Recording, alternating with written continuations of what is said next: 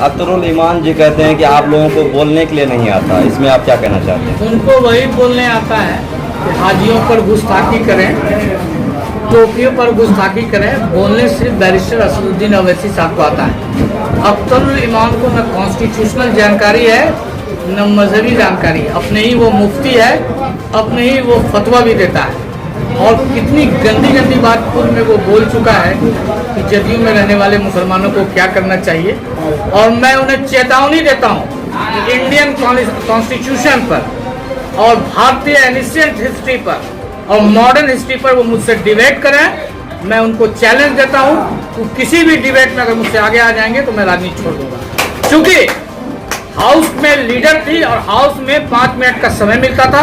मैंने इलाकाई मुद्दों को, चाहे वो नदी कटान का मुद्दा हो, वो क्षेत्र जुड़ी समस्या हो, बिजली हो, आवास हो, रोड हो, उस पर हम लोग बोलते थे।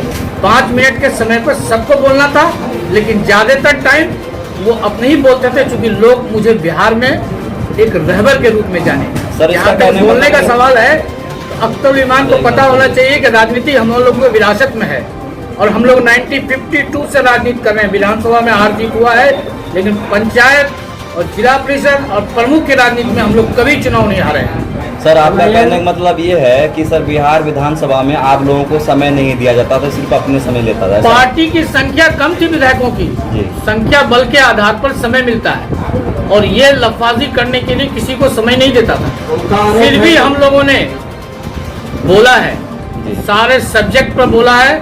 और आप पुराने विधानसभा के रिकॉर्ड्स को देखिए, चाहे वो नदी कटान का मामला हो, चाहे वो विस्थापित का मामला हो, बिजली का मामला हो, सड़कों का मामला हो, और फिर डेवलपमेंट के लिए ये हमको बताएंगे कि डेवलपमेंट कैसा होता है।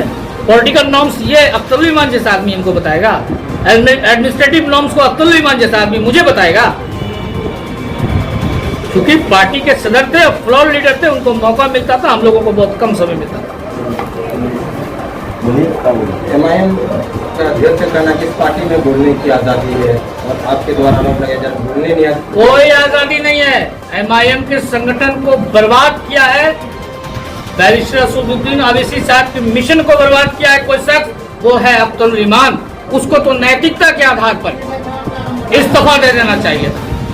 पार्टी टूट का सबसे बड़ा कारण अख्तरुल ईमान है।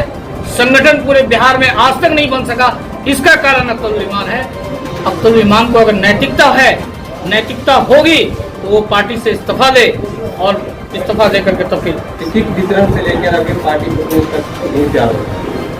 मैं सिर्फ पूरे बिहार में अराजकता का माहौल बनाना है, मुसलमानों को ब्लैकमेल करना है, असदुद्दीन अवैसी साहब के मिशन को जन जन तक जाने नहीं देना है। ये मिशन है मिस्टर अख्तरुल ईमान का। हम लोगों ने इन्फॉर्मेशन क्या है, बिहार के प्रभारी को कहा है कि ये संगठन को नहीं बना रहा है, ये संगठन पर टाइम टू टाइम ऐसा ही लेकर के संगठन को बर्बाद कर रहा है। और आज इसकी गुस्ताखियां और इसकी लफाजी हद को पार कर गई। मैं कहना चाहूंगा कि राजनीतिक दायरे और पेशेंस और धैर्य का चीज है। अगर आप अपनी जबान पर कंट्रोल नहीं करेंगे तो जिस टाइप का सवाल करेंगे आपको उसी टाइप का जवाब मिलेगा। सर, उनका एक बयान आया था, उन्होंने कहा कि अभी 4 गया है तो हम 24 लाएंगे। इस पे आप क्या कहना चाहते हैं? ये तो एक मुंगेरी लाल का सपना है, क्योंकि बिहार की राजनीति अब वो राजनीति नहीं रही। बिहार में हिंदू मुसलमान सारे लोग राजनीतिक परिवेश को समझ रहे हैं। 24 लाएंगे, वो खुद अपना लाएं, आ पाएंगे कि नहीं आ पाएंगे ये सुनिश्चित करेंगे।